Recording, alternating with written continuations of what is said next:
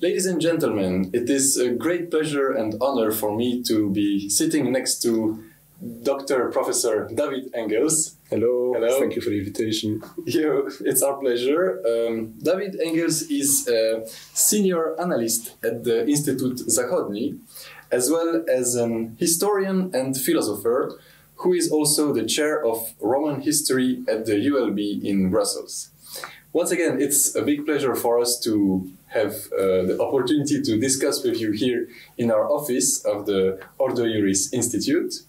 I would like to ask you first question. You are a German-speaking Belgian. How come have you moved to Poland, if we can start with that? Yeah, there are a couple of reasons. On the one hand, of course, there are some professional reasons. My activities moved more and more from the, let's say, purely ancient historian side of my profession to the analysis of present-day Europe. And so in this respect, I think it was much easier to work also from that perspective from the Instytucie Zachodnim than from Brussels. So I was very grateful when I was offered this job opportunity. And on the other hand, it is so terribly agreeable to live in Poland. Poland is such a normal country in comparison to what the west of Europe, unfortunately, has become in the recent decades. So it's a very great place to educate children, to tend to your house, to see colleagues, to live in without all that political, ideological pressure, and also, unfortunately, insecurity, criminality, and so forth that are so characteristic of the country or parts of the country I'm coming from, that is Belgium. Yeah, I would like to bounce on what you just said. You mentioned ideological climate, if I can say in that way. As a university professor, how would you compare or how would you assess the academic freedom if you would compare, for example, Belgium, where you're from, and the reality here in Poland? Mm-hmm.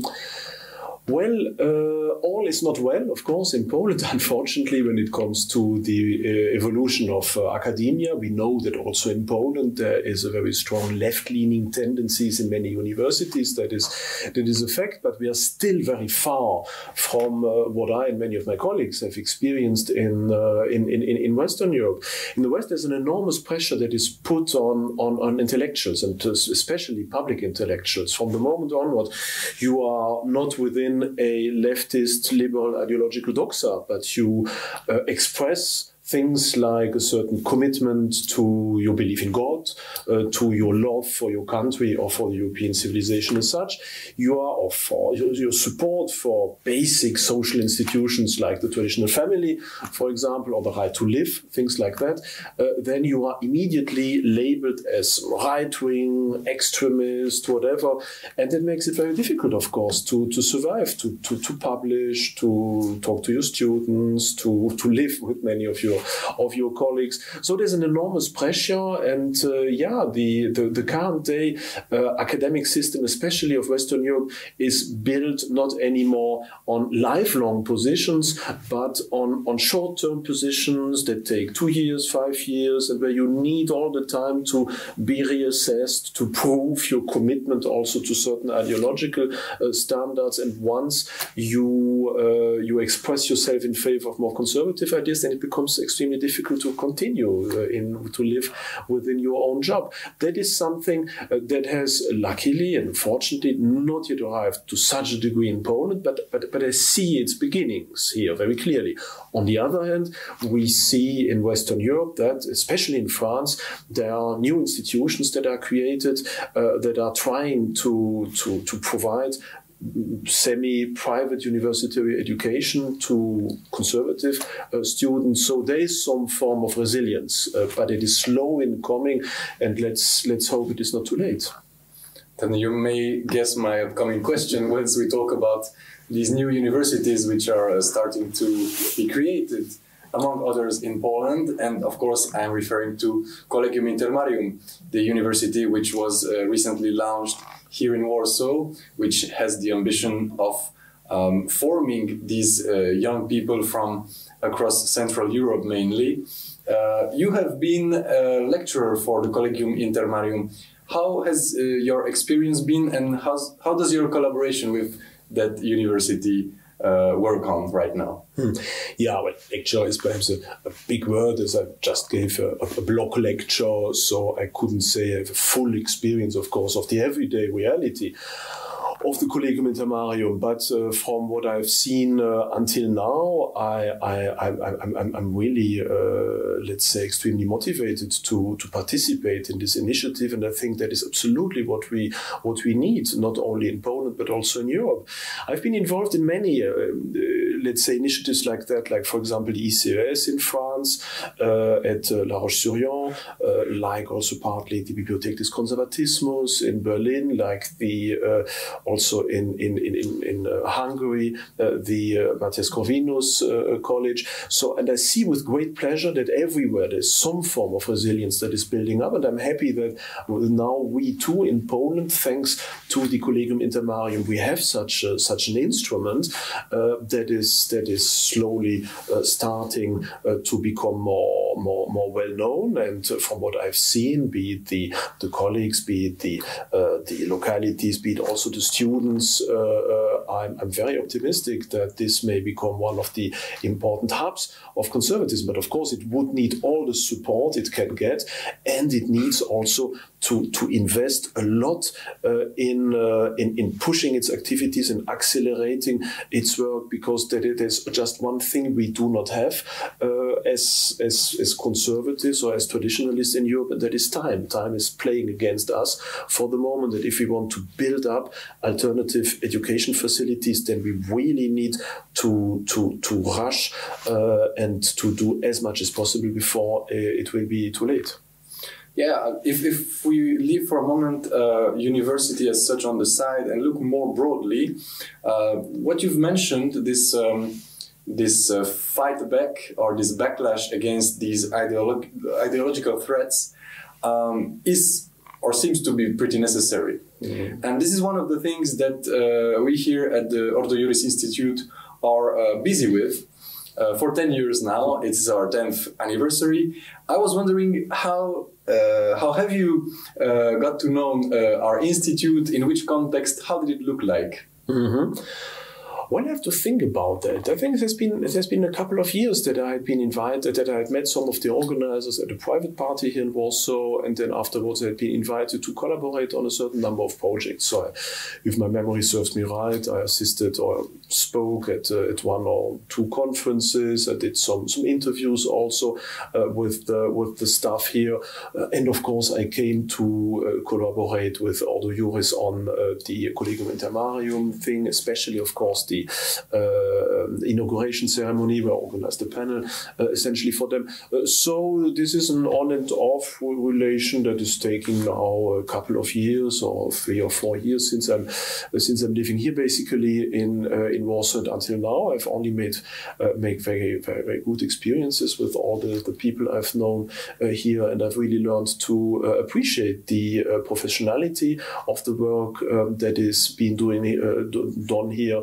And especially, of course, the strong moral and Christian commitment of this organization that in a large part also tries to defend basic moral, decent values such as the right to live, such as the right to die somehow, that is to live your life in the entire cycle of natural law against all these attacks that is coming from transhumanism, that is coming from these very weird anti-humanist tendencies to put the human being into chimerical full control of its own existence that can only lead to monstrous things such as the incredible number of abortions every year, or the move on euthanasia, or the politics against disabled children and babies, all that kind of things. So I'm really happy that there are institutions like Ordo Iuris who, from a juridical point of view, are trying to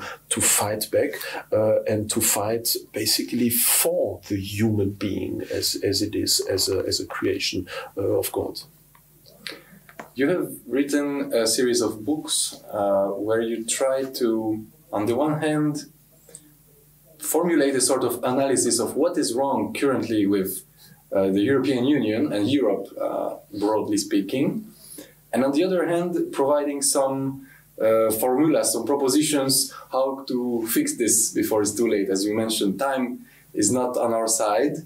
That would be a broad question, but I'm curious to know from you what is the essence of the European civilization?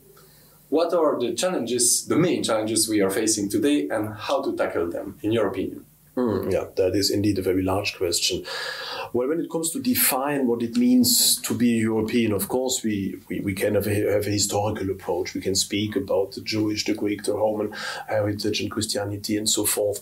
But more, let's say, to the center, I would say that there are two aspects that are central from my point of view in what it means to be European. On the one hand, that is the belief in transcendence, the belief in the existence of God, and the belief that there is something like an immortal soul, and that our main responsibility is not towards our social environment, but to our Creator, and when it comes also, and especially to the salvation of our soul. And I think the specific form this belief in transcendence has been given in the European civilization is Christianity. So Christianity is somehow the soul of this European civilization, and from the moment on, the civilization rejects its Christian heritage, rejects its strive for transcendence, then basically it kills itself.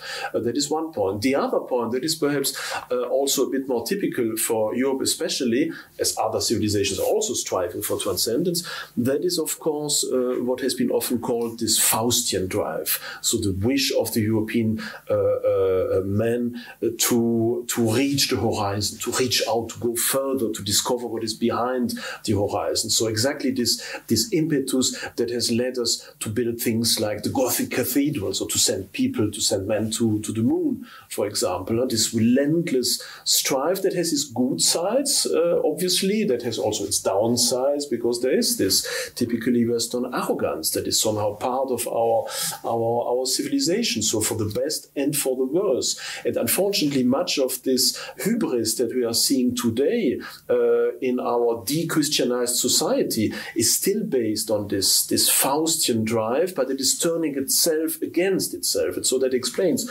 of course, this enormous crisis we are in, and that leads to what has been called the suicide of the West. Our crisis today is, I believe, essentially an identity crisis. It is a typical crisis for an old civilization, of course. Many old civilizations go or have gone through similar evolutions, but this is of course our time, this is our life, and now we are in this situation. That explains also the ways we can try to fight against this decline, and that is of course again tying back to transcendence, again putting into the middle of our interest not any form of chimerical social utopia that is just constructed on relativism and in the end nihilism, but something that is constructed on our belief in our immortal soul, and that our main responsibility is not for social justice, but that our main responsibility is above and all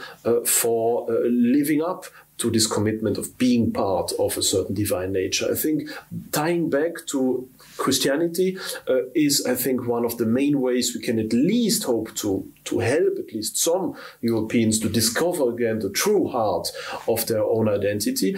And the other one is, of course, being or becoming aware again that our history in large parts is also defined by this strive for transcendence, and that we need to protect the memory and to cherish all the forms where our ancestors have gone the same way, and not practice any form of cancel culture where we think that we ourselves in the 21st century are so superior to all the others, but rather again enter some form of loyalty, of fidelity towards what has been given to us by our ancestors, becoming again solidary with our past. And I think that would be a second means of going back. Of course, there are a lot of other, let's say, more technical issues. I've written a lot, let's say, about the European Union and federalism, that kind of thing. But I think for our discussion, that is perhaps a bit more secondary. The true heart is, in my point of view, this wish to go back to transcendence and to establish again a positive and cherishing relationship to all the periods in our past that have been marked by the same elan, if you wish. Professor, thank you for your time. Thank you very much for the invitation.